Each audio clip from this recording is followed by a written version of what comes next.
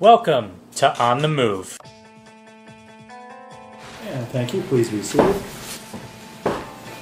And I will now instruct you regarding the law in this case. I'm going to read these instructions to you, and these will go back with you into the jury room during your deliberations.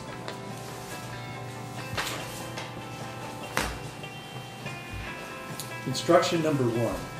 It is your duty to decide the facts in this case based upon the evidence presented to you during this trial. It is also your duty to accept the law from my instructions, regardless of what you personally believe the law is or what you personally think it should be. You must apply the law from my instructions to the facts that you decide have been proved, and in this way decide the case.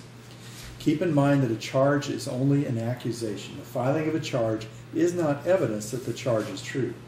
Your decisions as jurors must be made solely upon the evidence presented during these proceedings.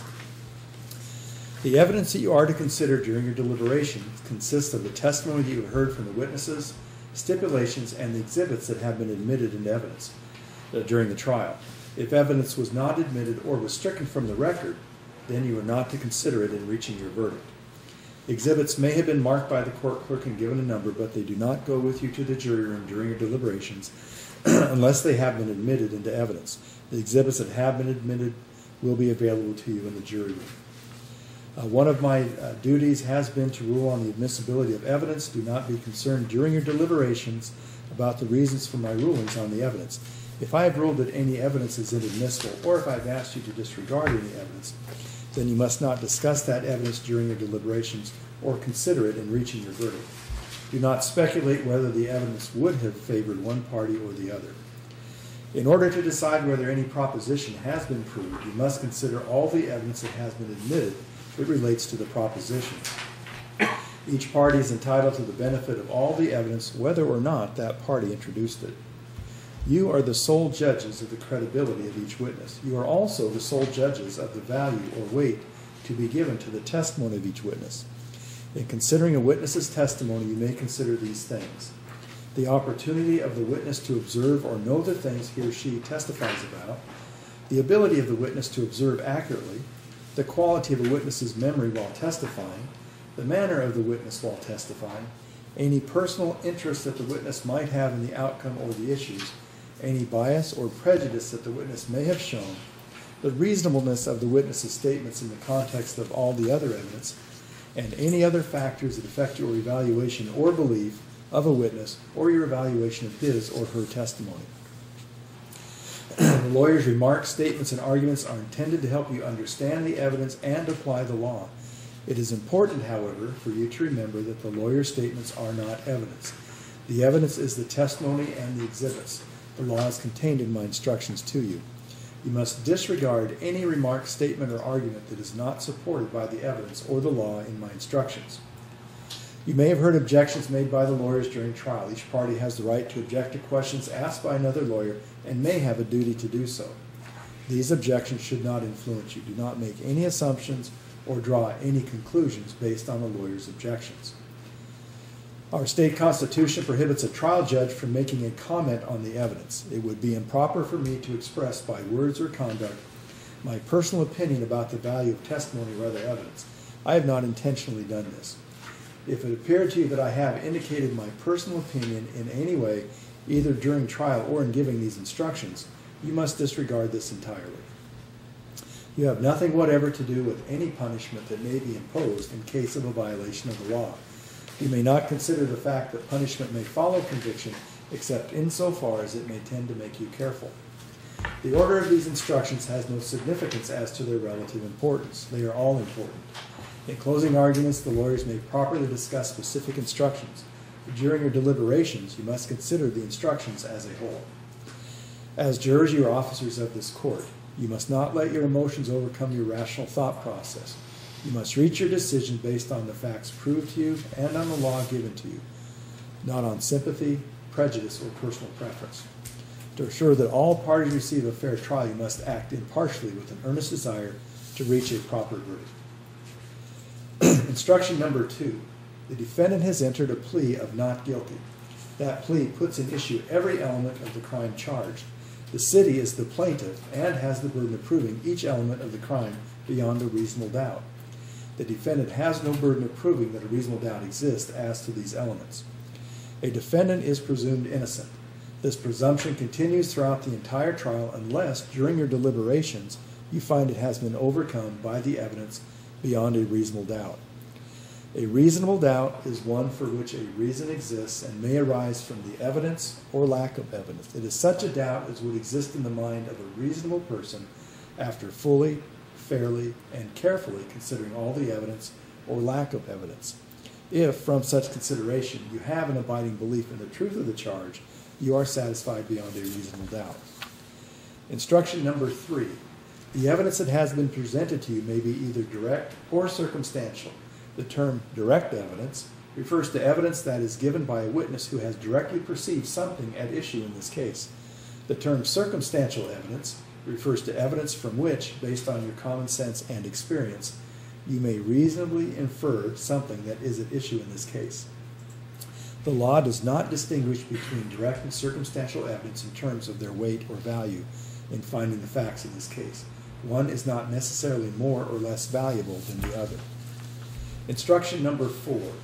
You may give such weight and credibility to any alleged out-of-court statements of the defendant as you see fit, taking into consideration the surrounding circumstances. Instruction number 5. A person commits the crime of unlawful displaying a weapon when he or she carries, exhibits, or displays a firearm in a manner, under circumstances, and at a time and place that warrants alarm for the safety of other persons. Instruction number 7. To convict the defendant of the crime of unlawfully displaying a weapon, each of the following elements of the crime must be proved beyond a reasonable doubt. 1. That on or about the 29th day of June 2013, the defendant carried, exhibited, or displayed a firearm. 2. That the defendant carried, exhibited, or displayed the weapon in a manner, under circumstances, and at a time and place that warranted alarm for the safety of other persons. And 3. That this act occurred in the city of Vancouver, Washington. If you find from the evidence that each of these elements has been proved beyond a reasonable doubt, then it will be your duty to return a verdict of guilty. On the other hand, if after weighing all the evidence you have a reasonable doubt as to any one of these elements, then it will be your duty to return a verdict of not guilty. Instruction number 8. The mere open carrying of a semi-automatic rifle in public is not illegal. Instruction number 9. Quote, warrants alarm for the safety of others, quotes, applies only to conduct that poses a threat to others. Instruction number 10. A reasonable person standard is incorporated into the phrase warrants alarm. Instruction number 11. As jurors, you have a duty to discuss the case with one another and to deliberate in an effort to reach a unanimous verdict. Each of you must decide the case for yourself, but only after you consider the evidence impartially with your fellow jurors. During your deliberations, you should not hesitate to re-examine your own views and to change your opinion based upon further review of the evidence and these instructions. You should not, however, surrender your honest belief about the value or significance of evidence solely because of the opinions of your fellow jurors, nor should you change your mind just for the purpose of reaching a verdict. Instruction number 12. When you begin deliberating, you should first select a presiding juror. The presiding juror's duty is to see that you discuss the issues in this case in an orderly and reasonable manner, that you discuss each issue submitted for your decision fully and fairly, and that each one of you has a chance to be heard on every question before you. During your deliberations, you may discuss any notes that you have taken during the trial if you wish. You are allowed to take notes to assist you in remembering clearly, not to substitute for your memory or the memories or notes of other jurors. Do not assume, however, that your notes are more or less accurate than your memory. You will need to rely on your notes and memory as to the testimony presented in this case. Testimony will rarely, if ever, be repeated for you during deliberations. If, after carefully reviewing the evidence and instructions, you feel the need to ask the court a legal or procedural question you have been unable to answer, write the question out simply and clearly. For this purpose, use the form provided in the jury room. In your question, do not state how the jury has voted. The presiding juror should sign and date the question and give it to the bailiff. I will confer with the lawyers to determine what response, if any, can be given. You'll be given the exhibits admitted into evidence, these instructions, in one verdict form for recording your verdict. I'm going to deviate from the form at this time. Actually, the firearm isn't going to go back with you. We will keep it in here, and if you want to see it, we'll have you just come back in here and see it. And all the same with the video. The video won't go back with you, but if you want to view it, you would come into court and view it. Perhaps.